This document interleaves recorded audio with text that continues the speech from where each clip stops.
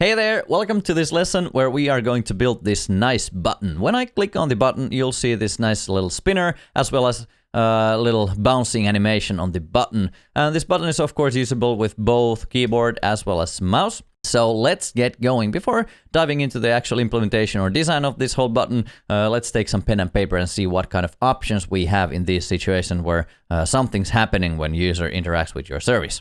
Okay, so here in Figma we have the wireframes frame, which we can extend to draw our new wireframe for this upcoming button thing. So I'll just pick the pen tool and then draw some line that we are doing something separate here from those. Okay, what kind of options do we have when we are building a button component like this? So if you want to indicate to the user that something's happening, we have a couple of options here. The first, and I think the most easy or straightforward would be that here's the button, and when the user clicks it, maybe disable the button, make it disabled, and then show some text or spinner here, like loading or sending or saving or whatever whatever the case. That's okay. It's totally fine, but it can be a bit consuming, especially when you add a longer text there. Another option would be to make, I'll just put these on top of each other. Nice, nice number 2 over there. Would be to have a separate loading indicator somewhere. It could be on the bottom of the page, showing like a progress bar here, what's going on, how things are going, and that's totally fine, but not for our use case, because for our use case, which is saving, I think usually saving, for instance, settings for some kind of a service, it doesn't take too long. So in that sense, we can make this button so that we have the loader right here within the button itself, and the spinner. I think this is better than this one. Or I'd say it's pretty close. I'm not good at drawing spinners apparently, but I think this option here is, for our use case, the most suitable one. Of course, you have to know the context, because this is only good for short duration use cases. But if you have a longer duration, like uploading or that kind of stuff, then maybe this option, having the separate, maybe even separate screen or separate component for showing the whole progress, what's going on, is a good option. But for our purposes, we're going to build this fairly simple button component. So let's dive into the design. So when designing a button component like this in any design tool, you could of course go very far and create very dynamic buttons that you can resize and have a lot of variations regarding the status of the button. Is it clicked? Is it hovered? Is it something like that? But what we are going to do when you take a look at the original file here, we're just going to create a regular button and then the saving version of it. So we are good to go with those two. So let's use the same base layer here as a base for our button. And as you can see, we can have the spacing there and we can have the colors there. But let's change the background color of this button from solid white to the blue. We had chosen the blue 500, which is this. And then let's get rid of the stroke. So now we do have a nice little blue button here. And let's resize it so that we can add a text there. Let's just call it save. And then let's use the bold large is pretty fine. And then fill it with, well, not that white, but the solid white we have here. And now let's just align these. I use these custom shortcuts to align horizontal and vertical centers. You can do that too if you want. But then we can determine the spacing which we want. I think this is okay already. So let's just take a look at those spacing, how they look. This is fine. This 16 pixel, but let's adjust this a bit. And now I think we are pretty close to what we want to achieve. Usually the buttons have a bit more space on the left and right compared to the top. So we could make this a bit bigger so that now it looks more even compared to having the actually even spacing there. Okay, so that's the basic format button. And then we can just replicate or duplicate. Let's make that a group, and then let's duplicate that one. And let's make the spinner there. Let's make this a bit larger. I just took the base layer, make this a bit larger, and then change the selection color to something more subtle, like this. And then add the spinner, which we can just make a circle, and then choose the fill, remove the fill color, get the stroke color. Maybe, I don't know, it was white here, yeah, and then 2 pixels fine, and let's actually put the center of the whole thing, And then now we can get rid of 2 of these points here, just delete them, so that now we are, or actually 1 point only, so that we are left with half a spinner. And that's pretty much it. I think it's a bit too big, so let's make it a bit smaller. That's maybe too small. Let's go backwards a bit so that we have this circle, full circle, and then let's make it smaller so it's easier to make smaller. And now delete that one. And now let's rotate it a bit to make it look more like a spinner. And so let's resize this, only this base layer here behind. And now I think we are almost there. But now we are ready with this button in Figma, so let's jump into the actual implementation in HTML, CSS, and a bit of JavaScript. Okay, here we are in VS Code, so let's start doing things. Let's go to the Save Button folder, and let's take the index start file we have right here. Let's open that one up, and I'll hide the container so we have more space. So what do? First, we start to create the structure for our component, and as drawn out in the Figma mockup, you probably saw that we have a button component or element, and within that we have 2 different things. We have the text as well as the loader, and this is just Emmet abbreviation showing that you can use the plus here, plus sign, to add things next to each other. So this is going to run to div with the class text and class loader on top of each other. And with the text we can just hit the save. And now when I refresh, or actually I start the live server, and I see that now we have a nice little button over there. I just zoom it in a bit so you'll see that. Okay, now this is bigger than it usually is on the screen, so bear that in mind. And then let's give some basic styles for the button. We can just target that button with the element selector button and add some basic padding of, say, space maybe. Usually I give more space to the horizontal axis than the vertical, so let's try these one out for space maybe 3. Let's take a look. No, I just went the wrong way around. So this first 2 is the top and bottom, and this is the left and right. So now we are good to go with those. And then let's just remove the border. Let's set that to 0. Font size maybe to something like text medium or large, as we had in the mockup. And then also font weight to be bold. Okay, and then let's check the background color. That should be the color blue 500. Now, and then color white. Color white for the text color, as well as for the border radius. We want some border radius. Let's use the radius. Okay, so now we are closer to a real looking button there. So one thing still to do, that when I hover on this button, there's nothing happening, and I usually go for the option that we have the pointer cursor on top of the button. So let's put there cursor pointer, and now you'll see that there's going to be this pointer. If I click on the button, you'll see that there's going to be this regular outline on the button, and that's good for accessibility, that we have an outline. But what we want to do instead of having this kind of outline, we want to make our custom outline. So how can we do that? Let's first remove the original outline, none, and you have to be very careful with this, that you always have to present another indicator for the outline if you don't have if you remove the original one.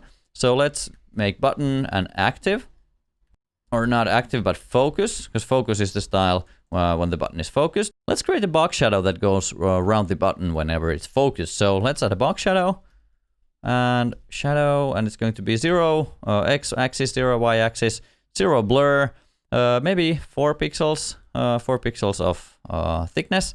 And then what color would we use here? Let's just try it works. So let's add red. I hit tab. Okay, this looks okay, but probably not what you're thinking of. So let's use real color, because we do have a nice set of colors here. Color blue 200. Let's try that out. And now when I hit, let's make this 100%, which is the real size. This starts to look good. Now when I click on the button, I'll see this little nice indicator that this button is active. or focused. And I just zoom into the button again to make it bigger. Now let's next create the loader within the save button. So let's add a new class. We had a class loader here. So let's target that loader. And let's give it a width and height. Width of, say, space 4, maybe space 4. And the same for height. Okay. And let's add some border for it, because now we're going for a nice trick. I'll just show you quickly what's going on. Border right, border left, it doesn't really matter. Let's use 2 pixel solid, and then we're going to use the color white here. And let's duplicate that for border top too. And let's see what happens. Okay, but now, if you make this thing rounded, what do you think? How's that gonna look? Let's try that. Border radius, radius. Not radius, but round, because that was 1000 pixel. Okay, it looks like a half moon, or almost invisible moon. But actually, when it spins, it makes a great spinner. But now, as you can see, the spinner is not in a good place. So let's move that. Let's change the display property of this thing to flex. And now you can see it's not right nicely next to the text, but let's make it to be vertically also aligned, or and then align items, center. Okay, here we go. And maybe separate the loader from the text. So let's add some margin left here, margin left. Maybe some space 3 maybe. Oh, that's okay. Or 2. Maybe 3 is better. I don't know. We'll see that when the spinning comes into play. Okay, so how can we make this thing spin? That's a good use case for CSS animations, which start with keyframes as per usual, and then we give it a name. Let's call it spin. This could be anything as you learned in the last lesson. But what we want to do, we want to spin this thing and transform it to rotate it 360 degrees, so it's a full circle. And then let's add that animation to the loader to see how it works. Animation, spin, and then we are going to need the animation speed. Because this animation prop takes in a lot of things, including the name of the animation, then the speed, the type of the easing curve, and then maybe if there's like infinite loops and that kind of stuff, and also delays and the whole shorthand property. You can find it online, of course, just Googling CSS animation shorthand. And then spin, maybe we have the variable for that. It's transition speed, and then we want that to be also linear, because this time we don't want it to spin with some kind of weird jumping motion, but being a linear spinner. And let's also make it infinite, and let's see what's happening here. Whoa! Can you see it? I'll zoom it in so that you'll see it. It's actually looking very good, especially on the original size. It actually looks like a real SVG icon spinner, and it's purely CSS with only a couple of lines of stuff going on here, and we have this very nice spinner with our button. Okay, so how do we make this spinner appear from within the save text, and then spin here for a while and jump back? Of course, a lot of that includes JavaScript, but the styles with CSS, we have to think about that. How can we lay this spinner on top of the text? And that's there's a way for that, and we have to change the display property for this to be or position property to be absolute. And then we want to put that from the right-hand side, the same amount as the button padding here is. So we have the same, which was, I remember, being space 5. We could make a variable out of this, which would refer to that space 5, so to keep consistent. Oh, we have to make this, of course, now it's not working because the button is not positioned relatively. So we have to still add this one here. So now we have this waiting here to be expanded to the right-hand side. So how do we move this to here? Let's first create the styles. We're going to add a class to this button, and we call that active. So let's start by adding some of the styles for the button when it's active. So button, including the class active, And then what should we do to the text? We can target it like this. And for the text, we can make so that we make space for the spinner that is absolutely... Now the spinner won't take space anymore, so because it's absolutely positioned. So we need to make some space for the spinner. And we can do that by adding some margin to the text, the save text. So let's do that, margin right. And now we need a bit more space this time. So maybe space 8. Let's take a look. Okay, yeah, of course it's not working because currently the button doesn't have the class active. So let's just manually add it here for a while. Active, and we're going to use JavaScript to toggle that class in the future. Okay, so now we do have that spinner. All right, that's okay. Another thing we are going to do is we're going to change this text from save to saving while we are saving the thing. And while the button is active, we also need to make it look like a disabled button. We're going to, of course, toggle the real disabled status of that button also. But now with the active class, we can make it look like one also. So let's change the background color to be something color blue, maybe 300. Let's try that out. Yeah, that looks good to me. And also let's change the cursor to be not allowed. You'll see quickly how does this look. So now when I hover on this, it's going to be it's showing me that okay, you cannot press this button. So that's good UX, so that you know that you cannot push this button at the time it's loading or saving. Okay, so now if we remove the active class here from that element, we'll see that we are still not yet there. What we need to do to the spinner or loader is that we need to make it before it's active, we need to make it transparent. So let's set its opacity to 0. And now you'll see, let's actually take this active class here, or just remove it, alter the text so that it's not a real class for that, or we're not targeting that specific active class now. So now it's saving. Let's change that to save. And let's change that class here now to active and see what happens. Okay, now it appears, the space appears there, but the spinner is not there. So to make the spinner actually appear, we need to also target that. So the active button with the active class and the loader. Let's take that. And there, let's turn the opacity to what we had, opacity 100.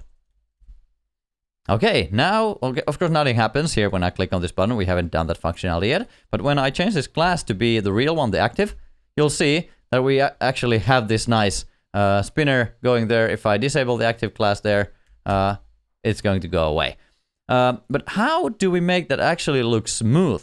Like now we are only having this janky transition from one position to another, but we could actually make that look a lot better by adding some transitions there. So let's add some transition to the text element. Text, it had a class text, so transition.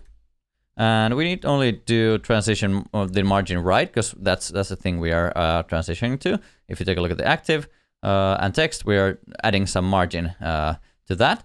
Of course, you could transition all to make sure that everything transitions properly. But every now, if you can, you want to limit the things you transition. So transition and then transition speed, which we is the transition speed. And then let's try that the transition curve we have. Transition curve. Okay, let's see what happens now. Okay, I go here, I change the class from active. Whoa, that looks okay. Take a look. Nice, and it goes away nicely. And it comes nicely in the view.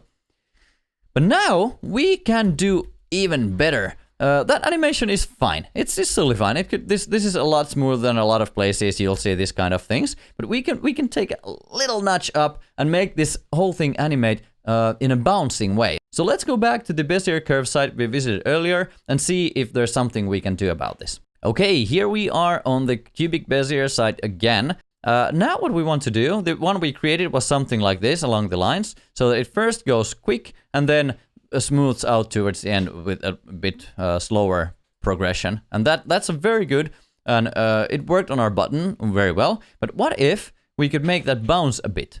Well, good news, as I think I already showed in the last lesson, is that we can actually make these use the handles of the cubic Bezier function to go beyond 1, and that allows us to make a little bouncing effect towards the end of that transition. So let's go with that. You can play around with these values, but I have a predefined value that I usually use, so let's go with that. Let's go back to the editor. Okay, let's go to the base folder, or the base start file, and let's add that transition curve here and make it, let's transition curve bounce. And now it's cubic Bezier, and the values are like this. 0. I won't read them to you. You can see them here, or you can copy from the base complete file if you want. But I found out this to be very good bounce effect, so let's use that one. I'll save that, and then I hit here and change this curve to be transition curve bounce. And now let's see what happens when I change the class from active to active. Boom! Did you see that little nice bounce coming straight when changing the class? Whoa, that's really smooth. I like the way it works. Nice.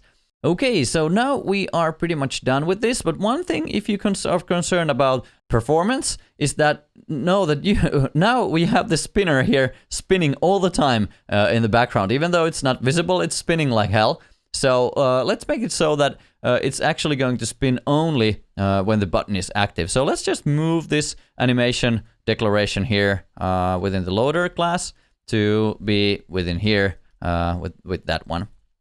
So now, if we take a look at the loader, it's not spinning, but if we change this class to active, then it starts to spin. So that's a little performance trick for you right there. Okay, so we have this button here, but if we click on it, nothing happens. So we need to add some functionality, and that's where JavaScript comes in. So let's go into that world next. Okay, let's just remove, before we go there, let's remove the active class from the button, so it's not active. So what we need to do first is that we want to get the button element, and it's just a simple button. So we can get that. Let's add a const button, which is a variable button named button, and then let's grab the document, and from there let's query with selector button, and this is going to be the button element. And then what we want to do in JavaScript, there's a way to know what people do. So that sounds like a bad thing, but whenever, for example, I click on this button, there's a way. JavaScript has this thing called event, and that will emit an event we can listen to. So we can take this button and listen to all of the events that happen to this button. So anytime someone clicks on this, and it also includes clicks from keyboard, we can do something. So let's take our button element we have selected there with this variable. Let's listen to its event. So add event listener, and there are a lot of different kind of event listeners, like key down, key up, mouse move, mouse out, mouse in, all that kind of stuff. But we are concerned now with the click event, and all this list of all these events you can easily find on Google. Just look for JavaScript event list of events or event listeners. But now what we are going to do here is that we are going to create a function, and we can use a little arrow function here. And just have, and this arrow function inherently has something called event, and we'll just quickly see what that's going to do. So this is what we're going to listen, and so what comes after is going to be the function that runs when this happens. So let's just log that event. So console log, and log that event and see what happens. And now let's go to console, and I click save. Whoa, mouse event. Okay, it just has this nice information, like all of this stuff that's going on regarding my click, how I clicked it, what was the path, like where did the click come from, a lot of things that you rarely think about when you're using a web page. So what we can do with that click is, first we can know that which this target was clicked. Okay, when we click on this one, we know that, okay, it was this button that was clicked. So we can put that into a specific variable. So let's do that right now. So let's call const button. It doesn't matter that this is the same name here now within this event listener, because this is a separate function, and it lives only these values are only available within that function. So we can make the same name here, and then let's take from the event we have this thing called current target, and this current target is going to be the clicked thing. And now you might thinking, okay, we already have the button. Why do we need it? But if we had a lot of different buttons and we use the same function for all of those, we need to find out which button was clicked through the event. So now if you log that button and click again on the save button, we'll see that, okay, now we have this button element. And now it's stored in this button variable within this function.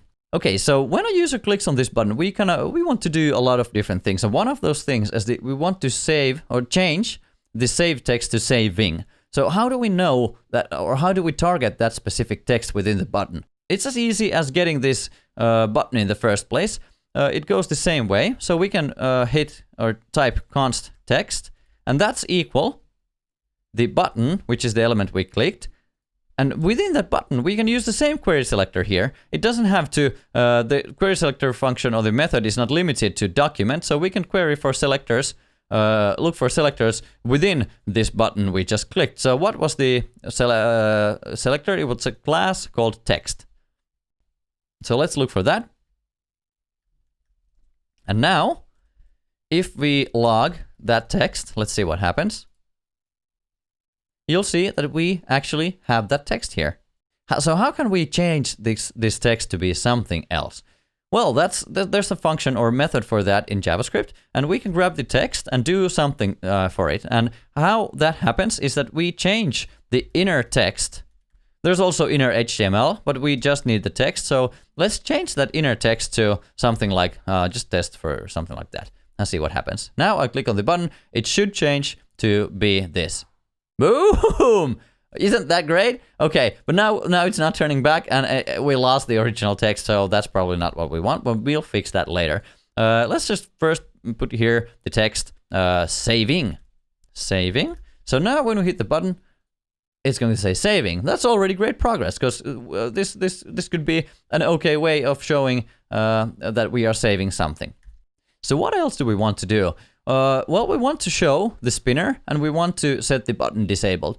Showing the spinner and changing the background color of the button all happens by adding the class active to our button. So how do we do that? Let's start with that. Well, we can grab the button we defined here. We grab that, and then we have the list of classes of that specific element. And in JavaScript, it's a class list. And then we can add, and then just the name of the class, which is active. As simple as that. Take the button, take a look at its list of classes, and add their active class, which is active. And we don't need the dot here, because this is already looking for or adding class. Okay, let's see what happens. Now I hit the save button. Whoa, we are getting close. Okay, nice progress. Okay, another thing we want to do for the button, because now you can see it's actually having still the active state or the focus state of the button. So we want to set this disabled, and how we do that is simply we grab the button again, and it has this disabled state inherently, the button element, so we can just set the disabled state to be true. This is a boolean. If you're not familiar, it's like 0 or 1. So true, it's true, and then false, it's false.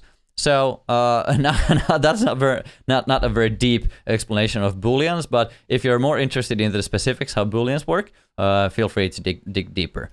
Okay, so now when I hit this button, you'll see that it disappears the focus ring, and when we look at the actual element button, you can see that it has this disabled prop here on the button element. If we take that away, we can still again focus the button, but that's not what we want. We don't want to focus this, and that's why it's set to disabled. And this is also good for screen readers, so that they know that this button is actually disabled. Okay, so now we have done all the stuff we need for the button, but we still want to mimic the action so that it actually would get back to its original state. So how do we do that? Well, in JavaScript, there's a thing called timeout. So we can do something after a specific set of time. So we can use a function called setTimeout, or a method called setTimeout. If I say function or method, I usually mean the same. So these are called methods that you can use on any of the, for this instance, this inner text and this query selector. These are all methods built into JavaScript, the language. And so is this setTimeout. This is a function that after a specific amount of milliseconds, it's going to run this function that's within here, these parentheses. So let's determine a good timeout, say maybe 1,000 milliseconds, which is 1 second. And let's just first log something like, hey, I ran. And let's go to the console we have here. Let's refresh and hit this button. And after a second, this appeared. So this is running after a second. This has this original click event happened.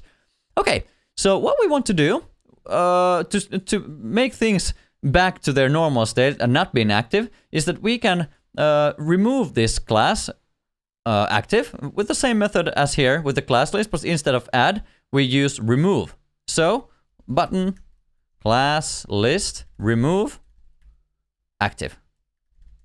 Okay, let's save and see what that does. Boom! Now it was already, we were almost there. And what else do we want to do? Now this is still the saving text, and we cannot focus that button anymore. We cannot click it anymore, and that's because it's still disabled because we set it disabled here. So let's take that away too. So button disabled. Let's set that to be false. And another thing we want to do, we want to change the inner text back to save. So let's take that, the text and inner text, and let's set that to the original save. Okay. So now, boom, when you hit save, it's going to save and it's going to go back to the original state. If you wanted to make this so that the focus of the button would go back to the button after the saving is complete, you could definitely do that. And how to do that is that you take the button and then just add focus. This is a method that's going to focus on itself. So now this is going to take the focus to this button element we have here, which is the target we clicked. So let's click that, save, boom, and it's again on focus. So now on keyboard, I can just hit space. It's going to take away the focus status, and then it's going to bring it back. But this is totally optional, depending on your use case. You maybe want to use it or not want to use it. And now you can see that this, if you had more buttons like this, it's not a good practice to have event listeners with huge this kind of functions within them. So we can take this function away from the event listener and make it as a separate function. So let's do that as a last step. Let's take this function here, this event, and all the way to those curly brackets, and let's call that function handle click. So it's going to handle our click. This is a usual convention to name things like this, and also another convention in JavaScript is to name things in what's this case called? I don't even remember. Is it camel? Maybe camel case? That you have these. It starts with small letter, and then every single word is going to start with a capital letter.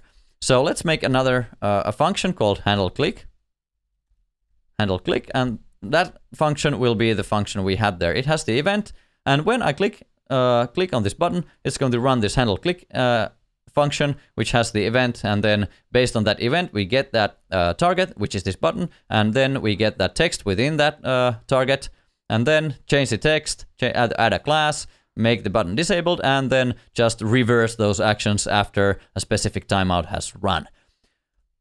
And let's just save and make sure everything still works, and it works. Okay, so now you can congratulate yourself. You have built this nice looking button. I make it smaller to make it, this is closer to what it would look like in a real UI.